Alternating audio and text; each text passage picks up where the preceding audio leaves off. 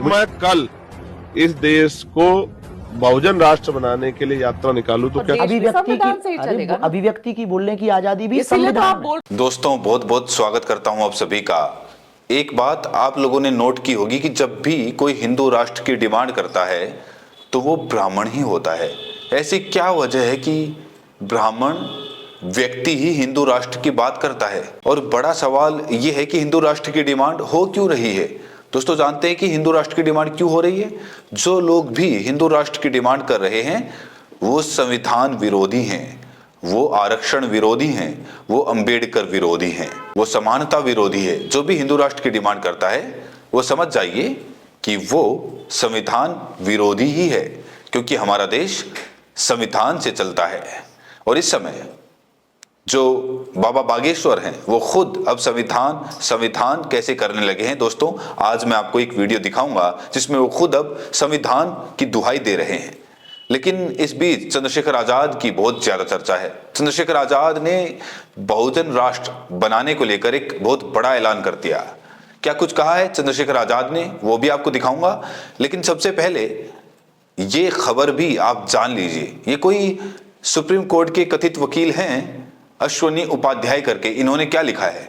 यदि इमरजेंसी लगाकर भारत को सेक्युलर देश घोषित किया जा सकता है तो इमरजेंसी लगाकर भारत को हिंदू राष्ट्र भी घोषित किया जा सकता है। वकील, सुप्रीम कोर्ट के वकील अश्वनी उपाध्याय ने यह बात कही है। दोस्तों मैं उन तमाम लोगों को यह बताना चाहता हूं कि जो लोग वकालत कर चुके हैं और संविधान को नहीं जानते तो वो ये जान लें कि संविधान पहले से ही सेक्युलर था। प्रस्तावना में तो बाद में ऐड किया गया धर्मनिरपेक्षता शब्द। संविधान की मूल भावना में ही धर्मनिरपेक्षता है, क्योंकि जब आप मूल अधिकार पढ़ते हैं तो वहां पर आपको धार्मिक स्वतंत्रता का एक चैप्टर मिलता है। तो आर्टिकल 25 से लेकर 29-30 तक ये हमें बताता है संविधान में कि हमारे देश में धार्मिक स्वतंत्रता है। आप किसी भी धर्म को मान सकते हैं। सोचिए दोस्तों, ऐसे लोग वकील बने हुए हैं, वो भी सुप्रीम कोर्ट के। और अब तमाम ऐसे वकील हैं जो संविधान कहीं ना कहीं उसका ही विरोध कर रहे हैं, लेकिन सरकार इन लोगों के खिलाफ कोई भी कार्रवाई नहीं कर रही है। खुलकर संविधान के खिलाफ ये लोग जहर उगल रहे हैं। और इस बीच शास्त्री ने तो सारी हदें ही पार कर दी। शास्त्री की जो यात्रा चल रही है उसमें ज्यादातर बाबा लोग दिखाई दे रहे हैं। बाबा लोग, ऊंची जात वाले बाबा लोग। जब बाबा से पूछा गया कि क्यों बनना चाहिए हिंदू राष्ट्र, तो इसको लेकर बाबा ने उल जुलूल जवाब दिया है। सबसे पहले इस सवाल के जवाब में शास्त्री ने क्या कहा है, दोस्तों ये जानना आपको बहुत जरूरी है। सुनिए। तो आपने कहा कि भारत हिंदू राष्ट्र क्यों होना चाहिए? हाँ। इसलिए होना चाहिए, बांग्लादेश के 95 से ज्यादा देश ईसाइयों के, 65 से ज्यादा देश मुसलमानों के, एक देश यहूदियों का है, एक देश बौद्धों का है। और पूरे वर्ल्ड वाइड लगभग मिलाकर अप्रोक्सीमेटली 100 करोड़ भारत के मिलाकर 130-140 करोड़ हिंदू पूरे वर्ल्ड में रहते हैं। Burma, Rangoon, Mauritius, Fiji, Bangladesh, Pakistan. किसी भी देश से मुसलमानों को निकाला जाएगा तो 65 से ज्यादा देश उनका स्वागत करेंगे, क्योंकि इस्लामिक देश हैं। किसी भी देश से ईसाइयों को निकाला जाएगा तो 95 से ज्यादा देश उनका स्वागत करेंगे। यहूदियों को निकाला जाएगा तो भी स्वागत एक देश में होगा, बौद्धों को निकाला जाएगा तो भी एक देश में स्वागत होगा। एक देश ऐसा हो कि जो बांग्लादेश में हिंदू रहते, आज उन पे अत्याचार हो रहा, यहाँ रोहिंग्या रह सकते हैं। अब तो हमारे देश में हर हिंदुओं का स्वागत है ना? हम है कि कहना चाह रहे हैं, ये सरकार ने तो कम से कम इतना तो कर दिया है कि हिंदुओं को कहीं भी प्रताड़ित किया जाएगा तो ये देश उनको स्वागत करेगा। ये बात तो आप मानते हैं? सरकार अपनी जगह है, सरकार अपनी जगह कार्य कर रही है। हाँ, सरकार सत्ता अपनी जगह कार्य कर रही है। इसलिए क्योंकि हम सरकार के पक्ष या विपक्ष में नहीं, हम इस देश के वर्ल्ड में रहने वाले हिंदुओं के पक्ष में। और यही तो सबसे बड़ी खूबसूरती है हिंदू होने की, कि हम ऐसा काम नहीं करते, हम हर किसी के साथ रहते हैं। इसलिए तो हम 80% से घट रहे हैं। इसलिए तो हम 9 राज्यों में अल्पसंख्यक हो गए, अब वो अर्धसंख्यक होने की कगार में, सिर्फ आप लोगों के कारण, हम लोगों के कारण, मतलब ऐसी विचारधारा वालों के कारण। हमारी विचारधारा गलत है, आपकी सही है। ये जो प्रश्न बोलने के तरीके हैं ये ठीक ऐसी लगती है कि आप सिर्फ सेकुलर पर जोर देते हैं। हम लोगों की आपको मजबूरी क्यों नहीं लगती? हमको क्यों नहीं दिक्कत हो रही है? इसलिए दिक्कत हो क्योंकि पश्चिम बंगाल में जो हिंदुओं की हालत बुरी दिखाई देती है। एक सेकंड के लिए, आज संभल में मंदिरों का मुद्दा हुआ, बोलिए।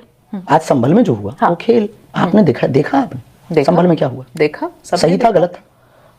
मैं उस पर तो कुछ भी नहीं कह सकती हूँ। हाँ, तो आप सही कुछ और बोल ही गलत नहीं तो मैं सकते। कुछ भी नहीं कह सकती। इससे समझ आ गया आप कुछ बोल ही नहीं। तो इनका तर्क है कि जब दुनिया में उथल पुथल होगी, जब एक दूसरे लोग सबको निकालने लगेंगे धार्मिक आधार पर, तो हिंदुओं को भारत शरण देगा, दुनिया निकालने लगेगी। ऐसा तो अभी हो नहीं रहा है। सऊदी अरब में हिंदू हैं, दुबई में हिंदू हैं, अमेरिका में हिंदू हैं, हर जगह हिंदू हैं, मुस्लिम कंट्रीज में हिंदू हैं। क्या कोई कभी किसी को निकाल रहा है? क्या वहां धर्म के नाम पर कभी इस तरह की नफरत फैलाई जाती है? नहीं फैलाई जाती। तो ये जो बोल रहे हैं कि जब इनको निकाला जाएगा तब हम शरण देंगे, अरे भारत तो आज भी लोगों को शरण दे रहा है। भारत देश तो उदारवादी देश है। और जब इनसे पूछा गया कि कैसा होना चाहिए हिंदू राष्ट्र, तो इसके जवाब में शास्त्री ने, बाबा ने क्या जवाब दिया है दोस्तों, ये आप लोग सुनिए।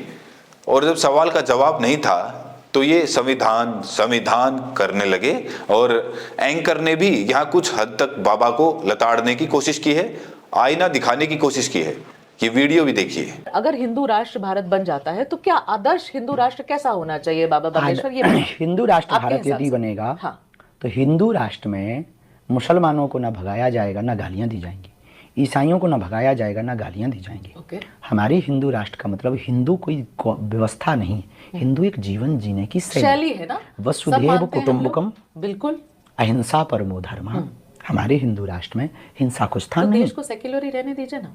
बात तो आप भी वही कह रहे हैं, आप भी वही कह रहे हैं। कागजों पर आप सेकुलर रखो, हम विचारों में हिंदू राष्ट्र बनाएंगे। बाबा बागेश्वर आप तो फिर अड़े रहेंगे इसी बात पर, है ना।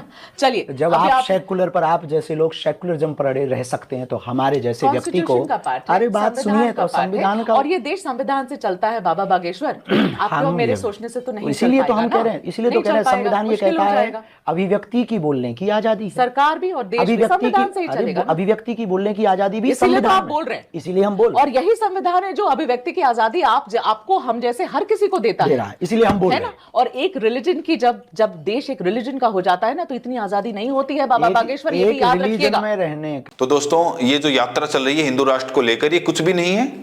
पूरे तरीके से ये बाबा एक्सपोज हो चुका है, पूरे तरीके से एक्सपोज हो चुका है। अभी आखिर में संविधान करने लगे, कह रहे हैं कि संविधान ने हमें बोलने की आजादी दी है। लेकिन संविधान ने इतना भी आजादी नहीं दी कि आप मुस्लिम राष्ट्र की बात करने लगो, आप हिंदू राष्ट्र की बात करने लगो। लिमिट में बोलने के लिए दिया गया है, क्योंकि कोई मुसलमान ये नहीं बोल सकता कि हम मुस्लिम राष्ट्र बनाएंगे, तो फिर आप कैसे ये बोल सकते हैं कि आप हिंदू राष्ट्र बनाएंगे? ये अपने आप में बहुत बड़ा सवाल है।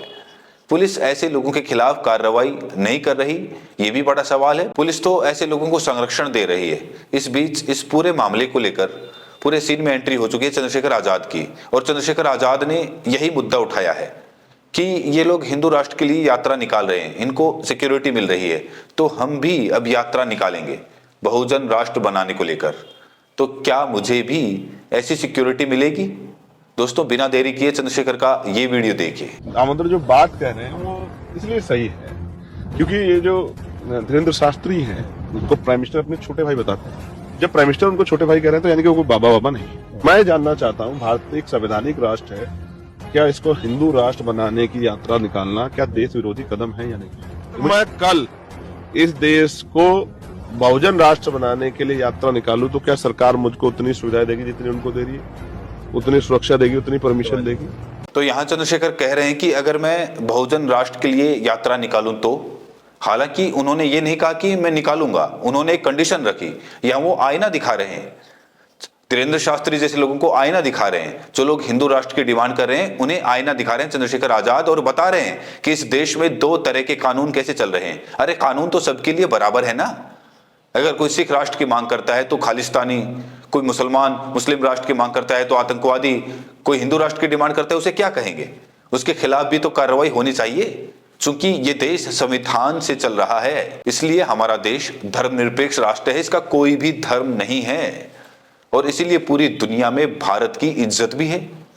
ऐसे ही इज्जत नहीं है क्योंकि ये देश एक गुलिस्तां है जहां सभी धर्म जाति के लोग आपस में प्रेम भाव से रहते हैं। लेकिन आजकल क्या है, दिक्कत यह है कि लोग धर्म के नाम पर राजनीति कर रहे हैं, हिंदू मुसलमान के नाम पर नफरत फैला रहे हैं। और ये जो बाबा हैं जो धार्मिक राष्ट्र की डिमांड कर रहे हैं, ये तो प्रधानमंत्री के छोटे भाई माने जाते हैं, और इसीलिए शायद इनके खिलाफ कार्रवाई नहीं हो रही है।